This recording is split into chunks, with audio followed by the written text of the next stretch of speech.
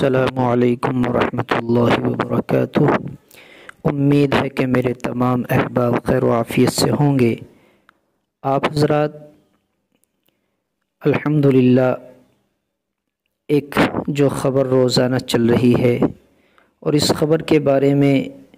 کچھ اچھی باتیں اور کچھ برائی کے طور پر لوگ پھیلا رہے ہیں، اور خبر یہ ہے کہ شہاب بھائی جو پیدل سفر کر رہے ہیں، ان کا سفر کرنا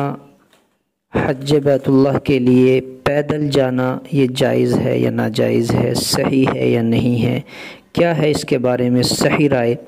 دیکھیے، میری اور آپ کی رائے تو مختلف ہو چکی ہیں اور دے رہے ہیں سبھی حضرات اپنے اپنے چینلوں پر، لیکن آج میں آپ حضرات کو بتلاؤں کہ دارالعلوم دیوبند کا فتویٰ کیا ہے اس کے بارے میں، اور میں اپنی رائے سامنے نہیں رکھتا، صرف دارالعلوم دیوبند کا فتویٰ جو لکھا ہوا ہے لفظ بلفظ آپ حضرات کو سنا رہا ہوں۔ فتویٰ یہ ہے دارالعلوم کا: پیدل حج کرنے کا شرعی حکم، حامداً و مصلیٰ و مسلماً اما بعد وباللہ التوفیق۔ پیدل حج کرنے کے بارے میں حضرت مفتی کفایت اللہ صاحب دہلوی قدس سرہ تحریر فرماتے ہیں کہ حج کی فرضیت کے لیے یہ شرط ہے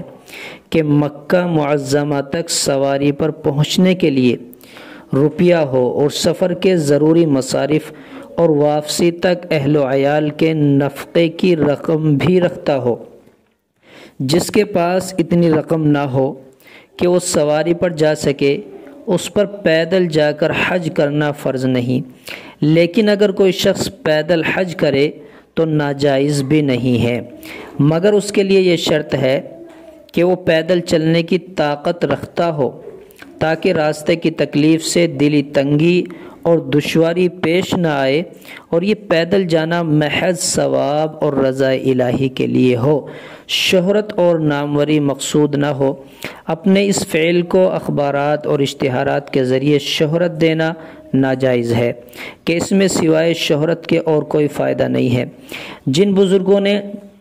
ایسے کام کیے ہیں، انہوں نے حتی الامکان چھپانے کی کوشش کی ہے، سعی کی ہے،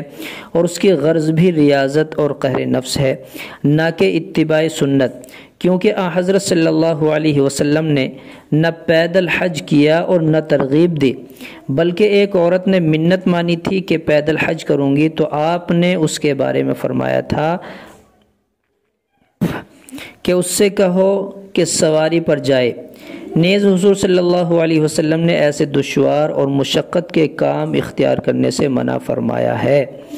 صحیح مسلم کی حدیث میں ہے۔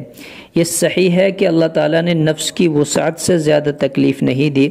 اس لیے امور شاقہ فرض نہیں فرمائے، لیکن کسی خاص مصلحت دینیہ سے نفس کو مقہور کرنے اور ریاضت کی نیت سے کوئی دشوار بات کوئی شخص اختیار کر لے تو بشرطے کہ وہ ریا اور شہرت و ناموری و مقبولیت کی نیت سے پاک ہو تو جائز ہے، مگر اس کو طریق سنت اور افضل نہ سمجھا جائے، کیونکہ افضل وہی امر ہے جو پورے شوق اور رغبت اور نشاط سے ہو، خواہ تھوڑا ہو۔ اسی پر شاید ہے کہ بزرگوں کے پیادہ سفر حج کو دلیل بنانا بھی درست نہیں کہ ان جیسا خلوص صفائی قلب بھی میسر نہیں۔ دوسرے ان کے یہ افعال مصالحہ مخصوصہ پر بطور ریاضت مبنی تھے، نہ کہ جادہ سلوکہ فی الدین یہی تھا۔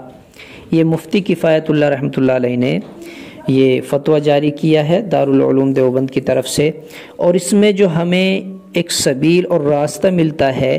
انہوں نے یہ بتلایا کہ جو شخص پیدل چلنے کی طاقت رکھتا ہو اور آنے والے سفر کی دشواریاں اور پریشانیاں برداشت کر سکتا ہو